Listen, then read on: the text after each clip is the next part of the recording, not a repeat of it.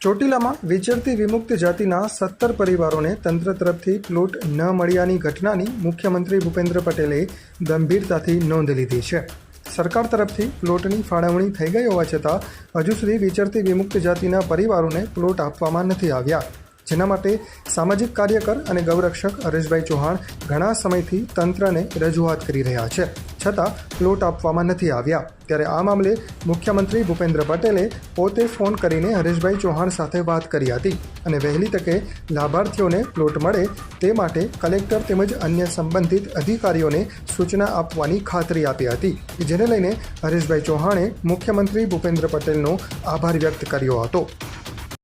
હા સાહેબ, સાહેબ વર્ષોથી સાહેબ 3 વર્ષથી મથીએ છીએ અને આ સનદ બધું રેડી થઈ ગયું છે, પણ કોઈ પણ ઇસ્યુ હોય સાહેબ અમે 40 થી 50 ધક્કા ખાતે હજી સુધી સાહેબ આ પૈતું નથી.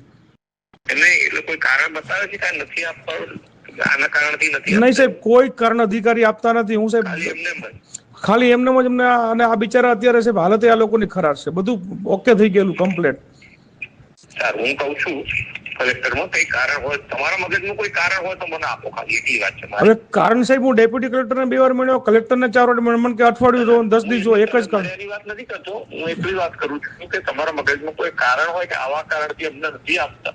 જી સાહેબ, તો હું એની સાથે સીધી એટલી વાત કરું, નહીતર પછી હું કહું છું તમારે. અને સાહેબ સનદ બની રેડી થઈ ગયો, કારણ તો સાહેબ એમને ખ્યાલ હોય, પણ આપ સાહેબ દ્વારા વિચરતી જતી માટે જલ્દી નિર્ણય થાય એવું કરો. હું કહું છું. ઓકે સાહેબ, થેન્ક યુ સાહેબ. હાજી હા.